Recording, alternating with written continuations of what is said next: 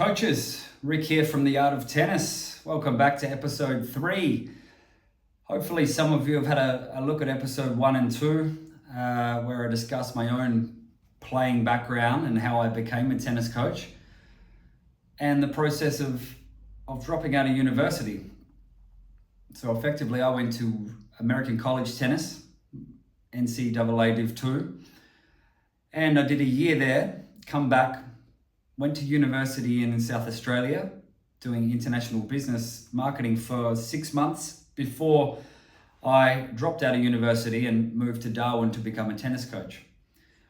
So in this episode, I want to talk about how good you have to be to become a tennis coach. Because personally, I definitely had some insecurities on whether I was good enough to be a coach. I had a perception that to be a coach or a full-time coach or a senior coach, you had to really be a almost ex-pro player. And I think when you're a junior player growing up, you're never really grateful for what level you get to, and you're more spending time looking at who's above you. Right? Who's higher, who's better, who's ranked higher, who's rated higher. And so you go on this tennis journey and constantly you're climbing the rankings a little bit, doing better in tournaments, but you sort of forget about everyone you can beat. And then you forget about everyone else who doesn't play tournaments, who you can obviously beat easily. Then you forget about the people who've never played. So you're always looking about what you can't do. And I think that's a really common thing in tennis players. You might get the odd cocky, arrogant, tickets on himself or herself player who believes that they are a level they're not and believes they should be, maybe they're a pro level, but they're only a state grade level, or maybe they're a Division 5 level and they think they're state grade level, that sort of thing. But there are few and far between. You might get one in 50 people who are like that. But mostly they've just into some sort of, delusional thinking. But for most people, they're going to be thinking about who's better than them and why they're not good enough, etc. So for me, thinking that I wasn't a high enough level, so I really scraped into Div 2 NCAA college tennis. On previous episodes, I talked about how I played a lot as a 14-year-old and didn't play much at 15 and 16. I played a lot as a 17-year-old, but didn't play many tournaments. So I felt a little bit underprepared going into college tennis, but I think I belonged at that level. I was okay at that level of play. So I still thought maybe that's not enough to be a coach. It certainly helped because it felt like, I played college tennis. It gave me something to say, a little bullet point, which is important when you're coaching to have those bullet points on your background a little bit for credibility. But I genuinely didn't consider myself to be good enough to be a full-time coach. Now, let's talk about different levels of play. So really, if we use UTR, which we use in Australia now, I know it's used in the college system in America. I'm sure it's used in a few other places in the world, UTR, Universal Tennis Rating. You're a 1. If you get going as a yellow ball tennis player, you're a 1. And you're a 16 if you are Carlos Alcaraz or Yannick Sinner. So, and the top ladies are around 14 in the 14 rated. You could consider an intermediate level, maybe starting around 3 UTR to 5. 3 to 5, 3 to 6, you could consider an intermediate level of play. And then you've got advanced play, maybe more like 7 to 9, especially the ladies who get advanced state grade players 7 to 9 rated. And the guys at a state league level are more likely to be 9 to 12 level. So that gives you the idea. And then you've got low level tour players in the guys are 12, 13, 14. So maybe they've got a ranking point or they're playing on the low end of the circuit. So that's the level of the guys. The girls are just a little bit lower. As I said, the 14 would be your top players in the world. So you've got players on the tour. I expect around 10, 11. 10, 11, 12 would be tour players for the girls. So if we look at those levels and we think about what type of players you can take depending on what your level is. So if you've maybe reached that intermediate level of play, let's say it's the 3, 4, 5, 6 UTR, you can play fine. You should be pretty close to the right grip on the serves. The backhand grip should be okay. Your forehand is okay. It's sound, but maybe your game breaks down under pressure a little bit. All right. So if someone hits harder, that level of player will break down, and they're probably a bit more inconsistent. However, if you become that player, who can you teach? All right. Now you're going to have trouble at that level teaching all spectrum of let's say a club player, whether it's a local community club or a country club. You're going to have trouble teaching the whole spectrum if you're, say, a UTR 4. However, if you're a UTR 4 and you're a good teacher and you're a good communicator, then you can certainly teach beginner kids. So beginner kids, well, in Australia we call it hot shots. America, I think, is 10 and under tennis. The UK, who were early pioneers in this, its mini tennis system with the red ball, orange ball, green ball. So if you're an intermediate level player, that UTR 4, and you are a good teacher, you must have good communication skills, then you can certainly help those who have not even reached UTR 1. If you wanted to go further into let's call them junior club players, where they start to get, they're playing competition, we call it pennants in Western Australia, but any sort of tennis league, the UTRs will be, well, let's say 1.52 to 3 to 4 to 5 to 6 to 7 for junior levels. Right at the top of juniors, in junior league, you're going to get guys who are 8, 9, maybe 10, but normally by that stage they've transferred from juniors and they're playing top division or high division senior tennis. But if you're an intermediate player, you really are going to struggle to be able to help that level of player. The reason is a lot of how they learn is going to be what they see you do. People are many people are visual learners. So they're going to just watch how you hit your forehand, and if you're going and you get a bit of a funny technique, a little jolt in your technique, then they might follow with a bad habit. If you're maybe just poking your backhand, you can't teach a junior club player to hit a backhand, because they're going to watch you poke and they have no idea how to hit a proper backhand. So I think you've got to know your place a little bit. I do encourage some of the great teaching types who are intermediate players, they should be jumping on and becoming part of a coaching team, because they can actually be the best hot shots coaches.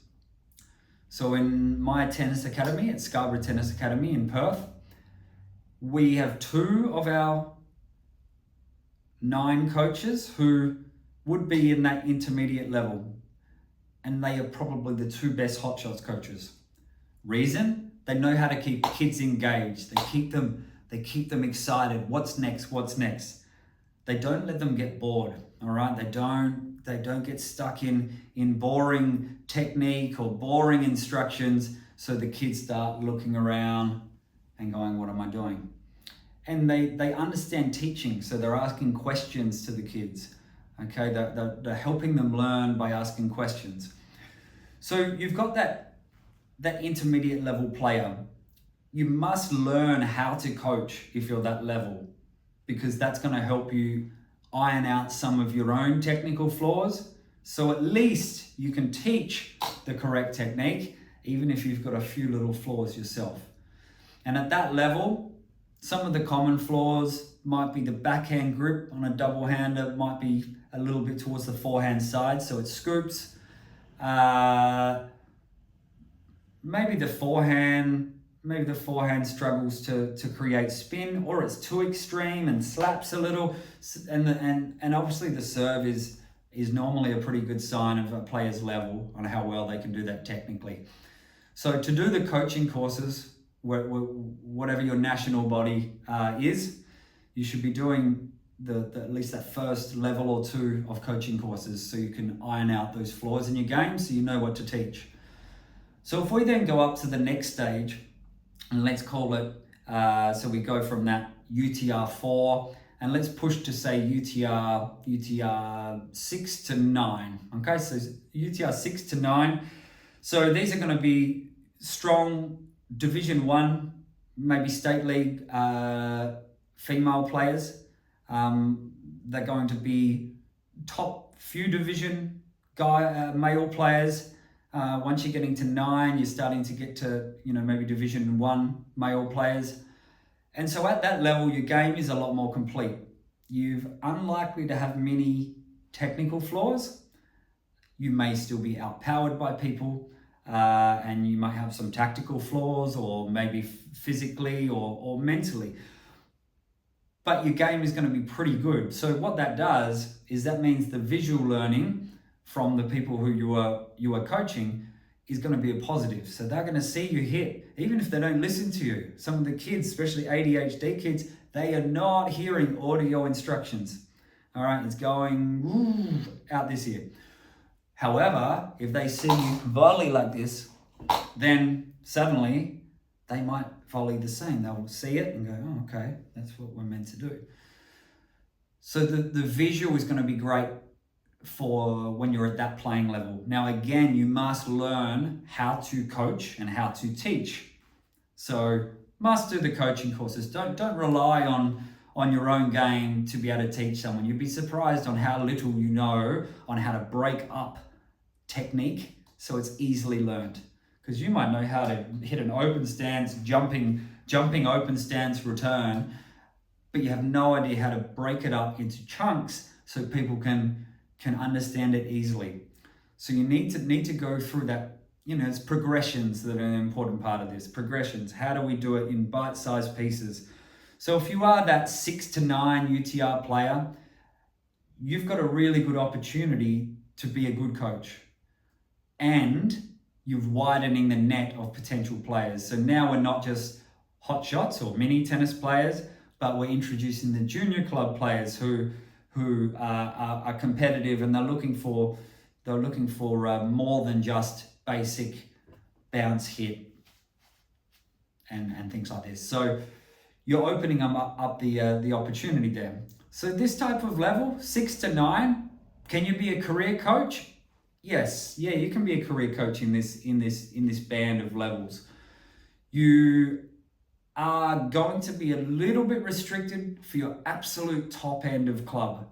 So your star juniors and competition playing adults are going to be a challenge for you to be able to help them. Now, maybe you're a really good tactical coach, or you've got a special interest in the psychology mindset side, or maybe physical conditioning side. So you might be able to help them out from that angle. But let's face it, that your junior who is 16 and they're a UTR 9 and you're a UTR 6.5 or 7, that it's unlikely that they're going to respect you enough to take in your information. And it sounds a bit brutal, but it's just the way it is. They want you to at least be able to compete with them in some points, And I think that's just the way it goes. So that can definitely be, you can definitely become that club coach at that level. And possibly if you build up your pool of players, and you're not going to get many players who are that high level. You're going to get most of the players are going to be in the UTR 1 to 6 range. Okay, well, in fact, hot shots before UTR 1, so let's call it UTR 0 to 1 to 6. You're not going to get many who pop up as 9s and 10s. And if you do, then maybe accept that they move on to somewhere else. You've done your job, you hand them to a different, maybe it's a state program or a different academy program who can develop them further. If you are that next level up, and maybe you've been a UTR 10, 11, 12, then you can take on those tournament playing juniors and at a state to national level. Now for me, my UTR, I think the best was late 10s. I'm probably fading now as a nearly 44-year-old, but you know, I think I was comfortable to reach, say, a 10. 11 would have been an absolute peak, and probably played a lot more as a UTR 9 type level. So I've taken a lot of kids to national level, 14 and under national levels, 16 and under national levels. It feels like I'm almost starting to get out of my zone, and I would need someone who is further advanced. Now I can help them with different mindset strategies. I might have a different way of explaining tactics so they understand it. But really, once they're at that national junior level or highly competitive adult level, you need to have that, whether it's ex-college tennis, German club tennis is what a lot of top players do, low-level tour, ITFs, and obviously actually playing on the tour. Now, if you're at that level, then you understand the 1%ers that make a difference for a player. So you understand how to take the player who's got almost technically perfect. All right, they can do everything, but maybe they come unstuck with kickers out wide high, right? So you can see the difference between that and teaching someone how to go drop, hit. So it's a big scale of coaching. So to be a full-time coach, you really need to be that UTR say 6 to 9, and obviously if you UTR 10 plus, then you're opening up another avenue of coaching.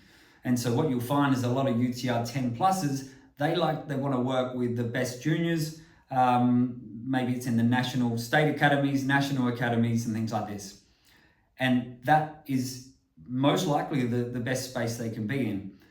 But if you're an intermediate player, you need to know your boundaries on what you can take on. And as an intermediate player, if you had your own business, own academy, you could do it, but you would need to employ someone pretty quickly who is going to look after that high end of play. So that's very possible.